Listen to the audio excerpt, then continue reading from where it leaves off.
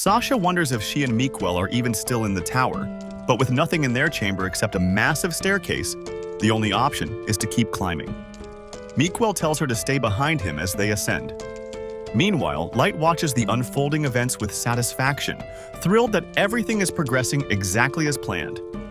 Ellie tells him to wait just a little longer. Their grand gala of revenge is about to begin. Light can hardly contain his anticipation as he waits for the moment the door before him opens. Elsewhere in the tower, Nia and Ka prepare to regroup with their comrades when two unfamiliar girls appear, Maya and Ice Heat. The knights call them adorable and weak, which immediately irritates the girls. Mia claims she can defeat the young knights herself, though Ice Heat warns her not to hog all the prey. The knights take offense at being called prey and demand to know who the girls are.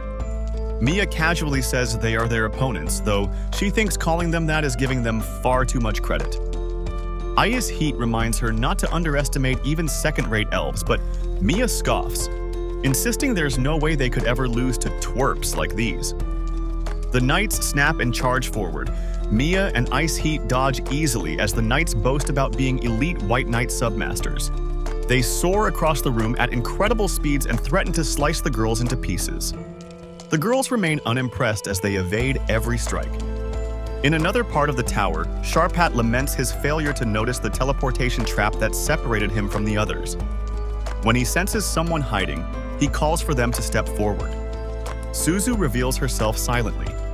Sharp Hat is immediately smitten, calling her a total babe, though Suzu clearly finds him repulsive. Her weapon, the sentient musket Locke, explains that Suzu doesn't speak, surprising Sharp Hat, who didn't know intelligent weapons existed. Locke introduces both himself and Suzu, then bluntly states that Sharp Hat won't need to remember their names, because they're about to defeat him. Sharp Hat wishes Suzu had chosen love over war, but realizing she won't, he decides he'll force her to like him. He fires an invisible arrow with his crossbow, which Suzu narrowly dodges. She shoots back, and Sharp Hat counters her bullet mid-air. Locke is shocked. Very few fighters can counter-snipe Suzu's shots. Sharp Hat grins, excited for the challenge. Back in the other fight, the knights' speed fills the room as they dart through the air, prompting the girls to ask whether this is all they can do. Naya and Ka brag that the pillars give them the advantage, then unleash wind cutter spells. The girls dodge but acknowledge the knights' casting speed is impressive. The knights escalate, releasing a storm of wind blades. Ice Heat gives them credit for the intensity of the attack. Using the chaos as cover, Ka hurls a dagger into Mia's leg, and Nia slices off her arm. The knights laugh as they begin fulfilling their threat to dismember the girls. But Mia calmly points out their swords have no blood on them. They never actually touched her. She made it all look real. To their horror, she bites into her severed arm before regenerating it. Things escalate further when she pulls off her own head and laughs, explaining her body is composed of many creatures. She finally reveals her identity, a chimera, ultra rare, level 7,777. Ice Heat introduces herself as the Frozen Firestorm Grappler, also level 7,777. The knights refuse to believe such impossible numbers. Ice Heat scolds Mia for her theatrics, saying they were pretending to flee to lure the knights into overconfidence. The knights, still convinced it's all a bluff, charge again, but their attacks bounce off effortlessly. Terror overwhelms them as they realize the girls haven't taken a single scratch. They flee toward the walls, only to feel the air rapidly heating. Oppressive pressure floods the room from the girls' direction. The heat intensifies until the knights fear they will be burned alive. In desperation, they conjure a massive ice wall, which melts instantly. They cast it again and again, each wall melting faster than the last. Their clothes ignite, their skin chars, and the room becomes an inferno. Ice Heat hasn't even released her attack yet. This is only the heat from her preparation. The knights eventually collapse under the overwhelming heat. Ice Heat worries she may have gone too far, since they were instructed to keep the knights alive. Mia assures her they survived thanks to Ellie's enchantment. Ice Heat complains that the fight ended too quickly to truly test their power. Mia says the battle at least helped them gauge how they compare to top fighters. Then she begins their true assignment. While the knights beg for mercy, Mia sends her internal monsters into their bodies to extract information and make them regret every life they ever took. Outside the tower, in the forest, an adventurer is attacked by a monster until he is saved by Dark the Adventurer, Light's clone created by Ellie. Gold blocks the monster's strike effortlessly, and Nemumu reminds her they're supposed to pretend.